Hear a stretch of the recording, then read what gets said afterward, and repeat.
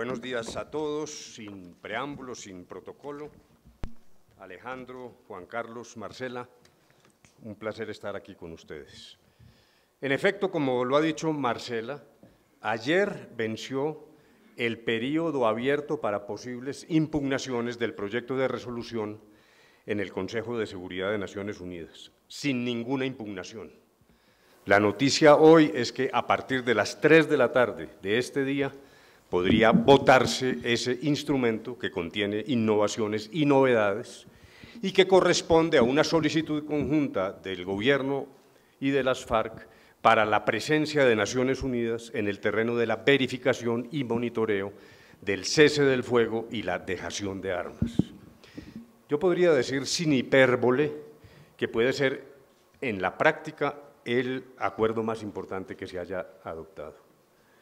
Y lo que conocemos ya del proyecto de resolución, que es público, es extremadamente satisfactorio. Es una resolución muy limpia, que respeta la soberanía de Colombia, que asume, y esa es una de las innovaciones, una configuración tripartita de la misión de observadores, tomando en consideración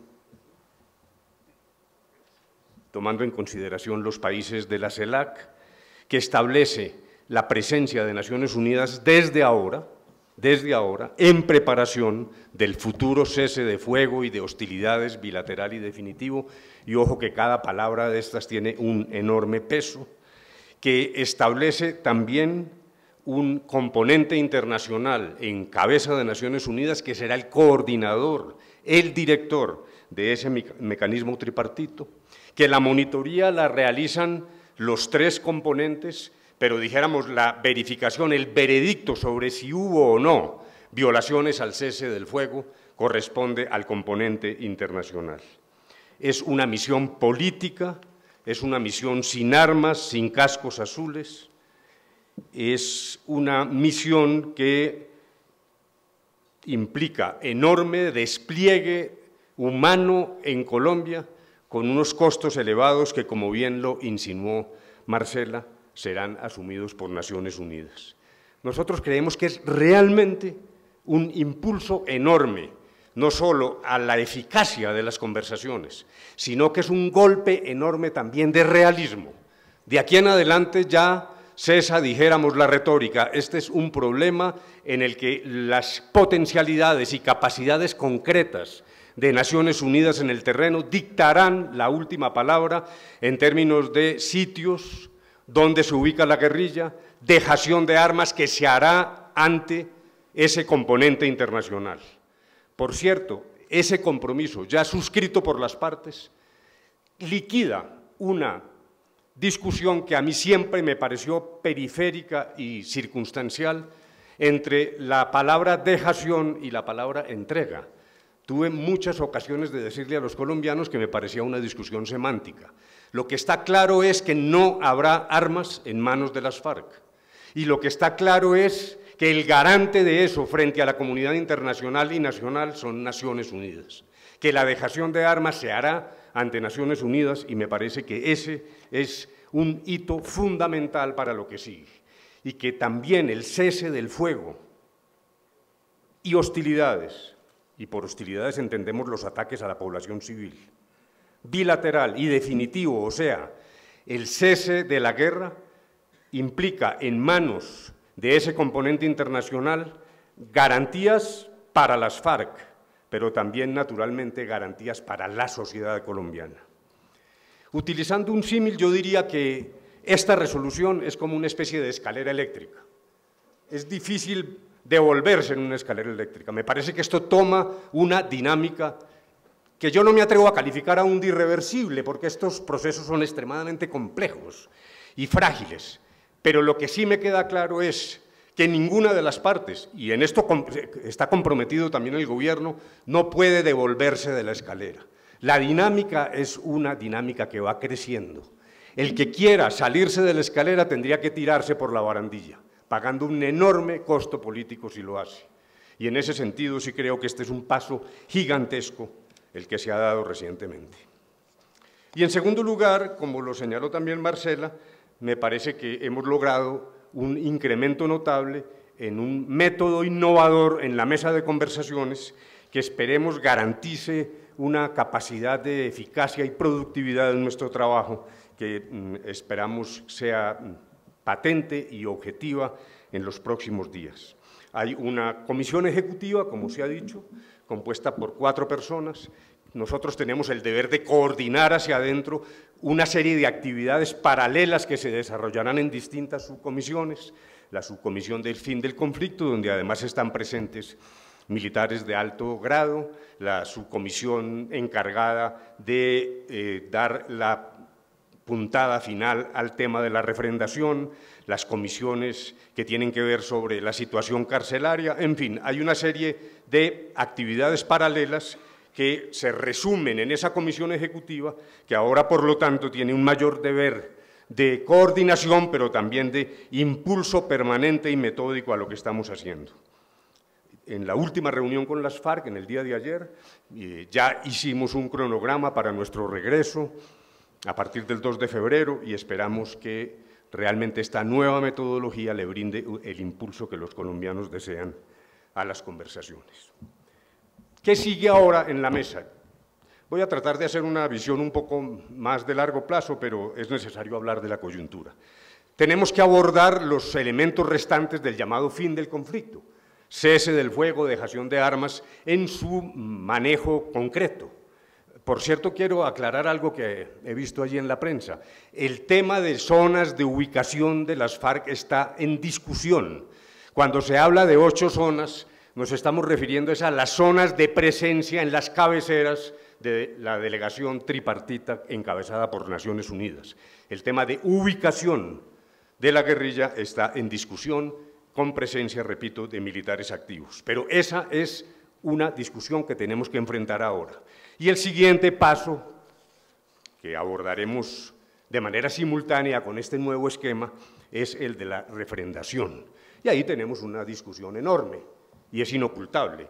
El gobierno tomó la decisión de convocar un plebiscito y de establecer, a través de un acto legislativo, un sistema de fast track en el Congreso que permita dictar leyes con enorme eficacia y un cúmulo de facultades en cabeza del presidente, fundamentalmente para la implementación precoz de los acuerdos. Lo que queremos es que el presidente cuente con instrumentos para que esos primeros 12 meses, que son críticos en esta materia, se cumplan con la velocidad que esto requiere. Esos son los temas que faltan. Respecto de refrendación, es evidente que hay una discrepancia aún notable y pública con las FARC, que insisten en el mecanismo de la Asamblea Constituyente. Nosotros creemos que el plebiscito es la manera de encontrar esa refrendación, pero sobre todo yo quisiera valorar, más allá de la discusión jurídica que existe y que es válida, sobre la naturaleza, la forma, las características de ese plebiscito, el umbral, ahí hay una discusión que inocultablemente toca asuntos importantes, pero lo esencial es que a mí me parece que tiene un gran valor democrático, que las partes hayan convenido, que no se trata de un acuerdo en una mesa de conversaciones únicamente, sino que son los colombianos los que dirán una última palabra. Yo creo que eso es lo que tenemos que valorar, más allá del método y de las discusiones de carácter jurídico. Incluso un gran valor democrático de un presidente que le pregunta a su pueblo, ¿están de acuerdo con esto que hicimos en La Habana o no están de acuerdo? Pero ¿qué sigue en lo inmediato? Que es justamente el objeto de este foro. En primer lugar, no podemos descuidar el tema de la seguridad. El momento actual es paz con seguridad. No podemos dejar que se crea que un acuerdo en La Habana lo que implica es un deterioro de la seguridad de los colombianos. Lo ya logrado no es cosa menor.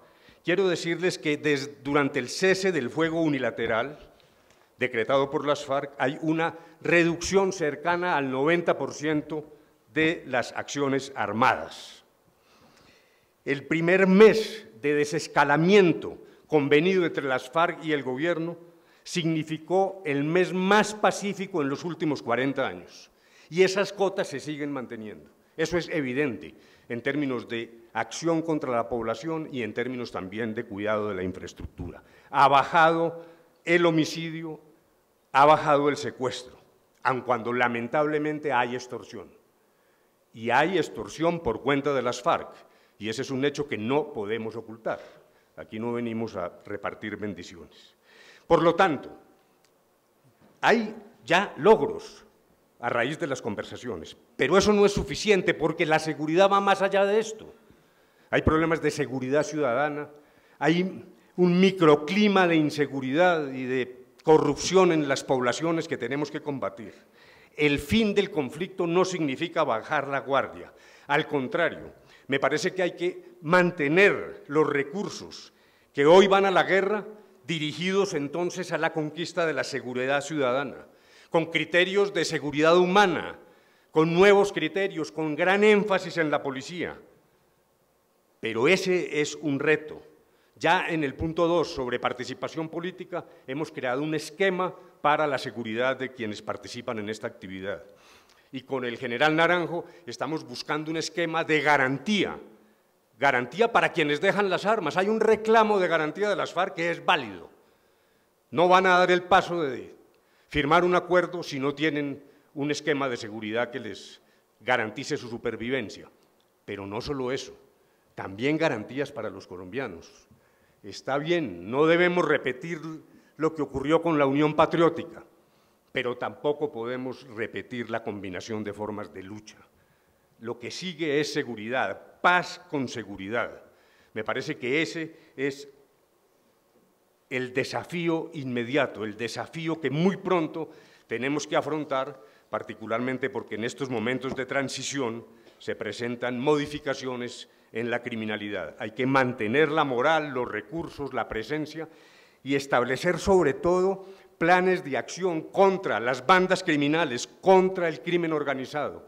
Y quiero insistir, romper estructuras de un circuito corrupción, sucesores del paramilitarismo y políticos locales. En esto no nos podemos engañar. La corrupción no es solo la macrocorrupción en la capital de la República, son esos circuitos de maridaje corrupto con fuerzas locales que cooptan recursos del Estado y ese es un enorme desafío para Colombia. El siguiente paso verdaderamente estratégico es lucha contra la corrupción, lucha contra la corrupción. Ese me parece que es el norte de las acciones que deben seguir. Segundo, veremos pronto a las FARC, seguramente si esto triunfa, haciendo política. Aquí hay una discusión sobre la participación en política de quienes sean autores de los más graves crímenes. Es una discusión válida. Hay quienes sostienen la tesis extrema de que no deberían participar nunca. En el acuerdo sobre justicia transicional se pactó ya que la imposición de las sanciones por sí misma no inhabilita de manera perpetua a quienes reciban esas sanciones, pero queda por resolver si coetáneamente con el cumplimiento de las sanciones puede haber participación política de algunos. Ese es un tema muy crítico, no se ha resuelto, exige una reforma constitucional, será discutido en el Congreso y creo que eso nos da tranquilidad a todos los colombianos. Pero yo sí quiero que hagamos una reflexión en Colombia. Va a ser realmente muy difícil concebir un acuerdo de esta naturaleza sin participación política de quienes dejen las armas. Yo creo que los colombianos deberíamos tener la más amplia visión de este problema de la participación política. Sé que el 70–80% de los colombianos no lo quieren, somos conscientes de eso. Sé que lo que estoy diciendo es tremendamente impopular, pero hagamos una reflexión, porque de algún modo el argumento de las FARC tiene cierto peso. ¿Cómo se quiere que dejemos las armas, que vamos a la política, que organicemos un movimiento si por fuerza de las sanciones que inevitablemente van a sufrir los máximos responsables, se descabeza un movimiento antes de nacer? Luego allí me parece que hay que hacer una reflexión serena, serenidad en esta discusión es lo que yo creo que tenemos que tener. Hay que jugar limpio, la democracia debe prevalecer, la mesa de conversaciones de La Habana no es la batalla final que no se libró para liquidar a las FARC, no lo creemos así. Creemos que es la búsqueda de un acuerdo para que sin armas las FARC, lealmente ellos y lealmente la sociedad colombiana, emprendan la tarea política. Por cierto, el conflicto existe. El conflicto y las FARC no son sinónimos. Hay FARC. Las FARC se acaballan en el conflicto, pero esta es una sociedad que tiene conflictos, que los va a tener, que este 2016 va a ser conflictivo y que debemos resolver y afrontar.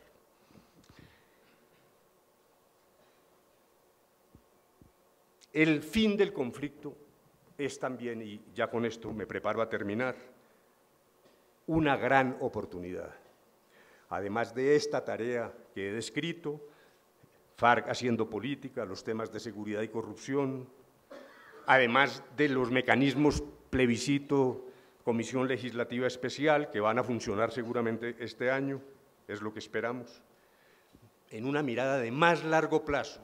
Yo creo que los colombianos debemos entender que el fin del conflicto es una oportunidad. Yo no estoy sosteniendo aquí que avalo o profeso la teoría de las causas objetivas de la violencia. Eso no es lo que estoy diciendo. Yo no creo que la pobreza implique violencia per se. Y creo que eso no es así, entre otras cosas, por razones de carácter empírico. Hay 1000 países pobres no violentos y hay zonas de Colombia no violentas. Por cierto, hace poco el Ministerio de Defensa ya nos anunciaba que los elementos que quedan del conflicto apenas superan los 100 municipios. Luego, la teoría de las causas objetivas me parece que no es válida. Lo que sí es válido es que la oportunidad de transformación y cambio debe inscribirse conceptualmente en las ideas sobre no repetición. Las transformaciones que debemos tener al frente son mecanismos de no repetición del conflicto.